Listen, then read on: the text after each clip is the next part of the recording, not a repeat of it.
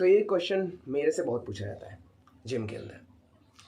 वो क्या क्वेश्चन है, वीडियो पूरी देखिए, आपको पता लग जाएगा कि उस क्वेश्चन का आंसर क्या है और वो क्वेश्चन है क्या।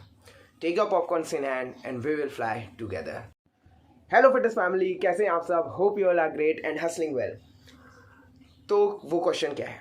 वो क्वेश्चन है कि क्या सार्थक भाई हम लोग सप्लीमेंट्स लेना क्या बहुत ज़्यादा ज़रूरी है, या हम लोग सप्लीमेंट्स को ज़्यादा प्रेफर करें in comparison to whole food को रिप्लेस कर सकते हैं हम लोग सप्लीमेंट से कि नहीं? ये क्वेश्चन बहुत ज़्यादा पूछे जाते हैं। तो इस क्वेश्चन का आंसर मैं क्या देता हूँ इस वीडियो में आज जानेंगे, और बिल्कुल लॉजिकल आंसर मिलेगा। हर पॉइंट को हम लोग, कुछ पॉइंटर्स हैं जो हम लोग देखेंगे इस क्वेश्चन का आंसर ढूंढने के लिए। बहुत लोगों को मैंने ये कहते हुए सुना है, बहुत सारे ट्रेनर्स हैं और बहुत सारे जिम गुरुज हैं जो कहते हैं लोगों से कि सप्लीमेंट्स लो वरना आपकी तो बॉडी नहीं बन सकती। सप्लीमेंट्स आर वेल नीडेड, आपको लेने ही पड़ेंगे वरना आपकी बॉडी तो भूल जाओ, नहीं बन सकती या कुछ और नहीं हो सकता। तो ये चीज़ मैं कहूँगा कि ये चीज़ गलत है। तो ये तो वैसा ही है कि आपको अंधेरे में रखा जा रहा है। यस, तो इससे कैसे बच सकते हैं? इससे बचने के लिए पहले हमें ये समझना पड़ेगा, जो कि मैं हर बार कहता हूँ, कि सप्लीमेंट्स आर दी असिस्टेंस। आप मतलब एक तरीके से वो एक असिस्टेंट का काम कर रहे हैं आपके साथ। आप जो वर्क कर रहे हो, जो आपका मेन वर्क है होल फूड को कंज्यूम करने का, उसको असिस्ट कर रहे हैं, एक एडिशनल पार्ट है, ना कि उसको होल फूड को हटा के उसके अलावा इंस्टेड ऑफ होल फूड आप सप्लीमेंट्स को ट्राई करो, मतलब सप्लीमेंट्स लेना चालू करो। ये चीज़ बिल्कुल गलत है। सप्लीमेंट्स कभी भी रिप्लेस नहीं कर सकते आपके होल फूड को। क्यों? क्योंकि होल फूड्स के अंदर जो न्यूट्रिएंट जो मिलते हैं वो सिर्फ और सिर्फ सप्लीमेंट्स में नहीं हो सकते। वो कैसे?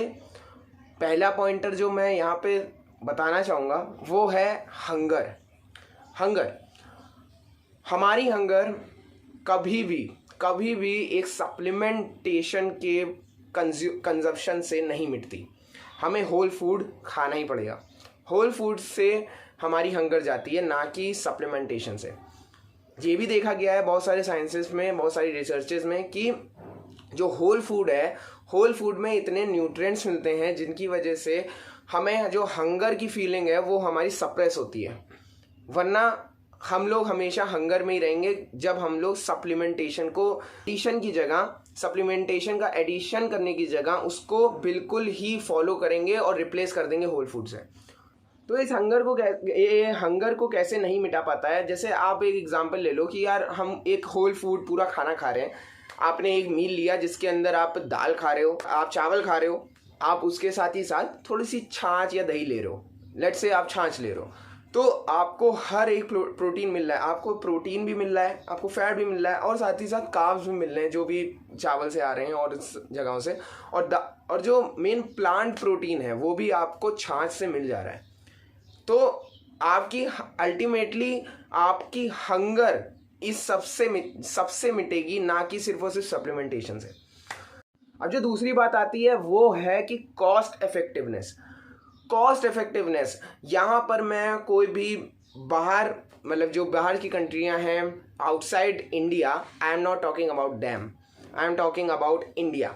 इन इंडिया कॉस्ट इफेक्टिव होना बहुत ज़रूरी है। और ये चीज़ जो बहुत ज़्यादा लोग कहते हैं ना कि यार सप्लीमेंट तो सस्ते पड़ते हैं, आपकी जो डाइट होती है उससे भी सस्ते पड़ेंगे, या मतलब जो आप प्रोटीन के सोर्सेस फूड होते हैं, जो सॉलिड सोर्स ऑफ फूड है, प्रोटीन का जो सॉलिड सोर्स है उससे मतलब सस्ता पड़ेगा आपका सप्लीमेंटेशन। मैं कहना चाहूँगा कि नहीं, इंडिया के अंदर ऐसा नहीं है। इंडिया के अंदर सप्लीमेंटेशन का rate in comparison to whole food ज़्यादा ही है। कैसे है? लेट्स से एक एग्जांपल लेते हैं। मैं मान लेता हूँ मार्केट के अंदर, जैसे मैं अंडे जब लेके आता हूँ तो वो एक अंडा मुझे 5 रुपीज़ का पड़ता है, राइट? तो 5 रुपीज़ का पड़ता है, तो अराउंड 6 ग्राम्स होल एग के अंदर मुझे प्रोटीन मिलता है। और फिर वहीं पे एक स्कूप ऑफ वे प्रोटीन, है ना, मान लीजिए मैं एक डिब्बा लेके आया वे प्रोटीन का, वो अराउंड 4000 रुपीज़ का है और उसके अंदर मुझे 1 स्कूप में 24 ग्राम्स ऑफ प्योर प्रोटीन मिलता है, राइट। अब मुझे एग्स का, अगर मुझे एग्स होल फूड को, एग्स ही खा रहा हूँ मैं और होल फूड का कंपेयर करना है कि एक स्कूप के बराबर मुझे प्रोटीन चाहिए, तो कैसे मिलेगा?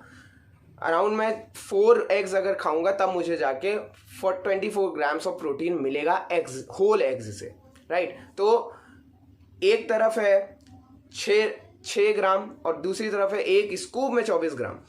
तो मैंने जब 4 अंडे खाए तो अगर मैं प्राइस निकालूं तो इन 4 अंडों की प्राइस लगभग आती है 20 रुपीज़, ठीक है, 20 रुपीज़ आती है।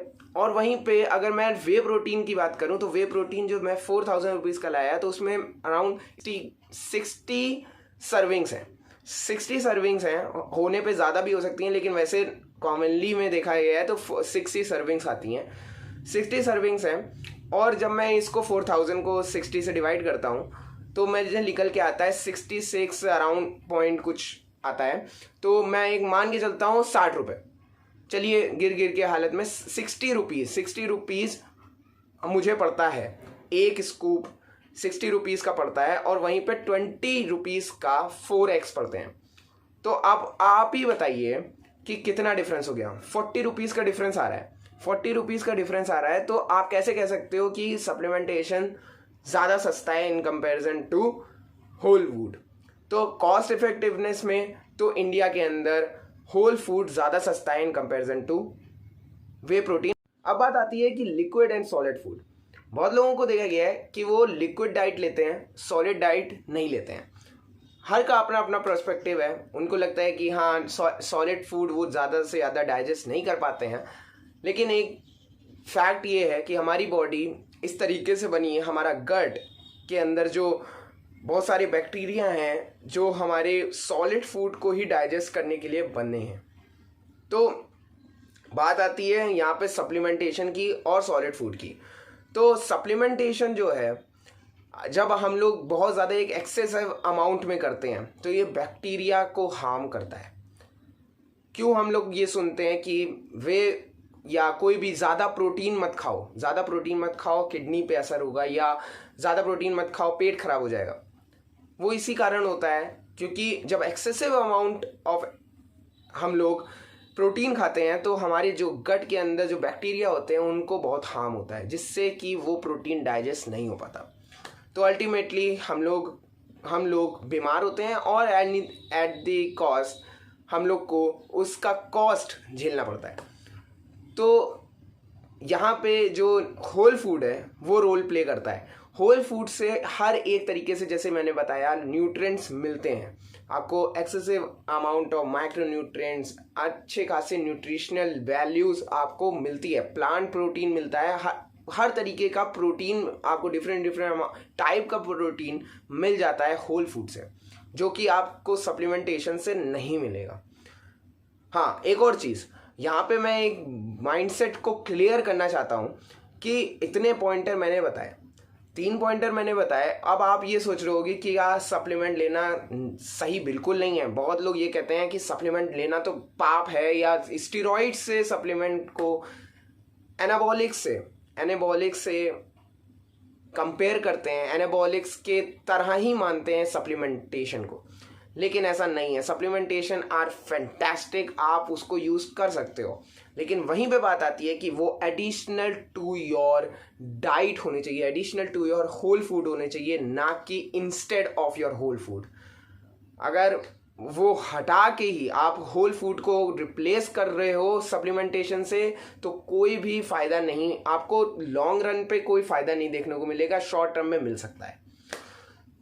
तो लॉन्ग रन के लिए आपको होल फूड को रिप्लेस नहीं करना है, एडिशन करना है सप्लीमेंटेशन का। इफ़ अगर आप अपना प्रोटीन इंटेक, अपना एक लेवल को अचीव नहीं कर पा रहे हो, अपने गोल को अचीव नहीं कर पा रहे हो, तब आपको सप्लीमेंटेशन की तरफ जाना है। कोई ज़रूरत नहीं है, जो लोग कहते हैं कि आपको सप्लीमेंट लेना ही पड़ेगा वरना बॉडी नहीं बनेगी या फिट नहीं हो पाओगे, ऐसा कोई ज़रूरत नहीं है। आपको सिर्फ और सिर्फ डेडिकेटेड और कंसिस्टेंट रहना है, जो मैं हर बार कहता रहता हूँ। और आप ज़रूर से ज़रूर एक अच्छा फिटनेस लेवल, फिटनेस का गोल अचीव कर पाओगे। तो वीडियो समाप्त होती है। आई होप सो आपको वीडियो पसंद आई होगी। पसंद आई तो लाइक करना, और ज़्यादा पसंद आ गई हो तो शेयर ज़रूर करना अपने फ्रेंड्स और अपने फैमिली मेम्बर्स के साथ। उनको भी पता लगना चाहिए कि हमारा होल फूड कितना ज़्यादा इम्पॉर्टेंट है और उसको सप्लीमेंटेशन से रिप्लेस नहीं करना चाहिए। इसी के साथ उस सब्सक्राइब बटन को जरूर क्लिक कर देना, बेल आइकन को दबाना मत भूलना, क्योंकि जैसे ही मैं वीडियो डालूं आपको नोटिफिकेशन सबसे पहले आए। और आप मुझे फॉलो कर सकते हो इंस्टाग्राम के ऊपर, right here is my handle. वहाँ पे जाके मुझे फॉलो करो, और वहाँ पे भी मैं हेल्थ एंड फिटनेस से रिलेटेड बहुत सारी चीज़ें डालता रहता हूँ जो आपको इन्फॉर्मेशन और साथ ही साथ आपको मोटिवेशन देती रहेगी। एट द एंड बस मैं इतना ही कहूँगा कि let the growth begins from today itself. अपने फंडामेंटल्स को राइट रखना।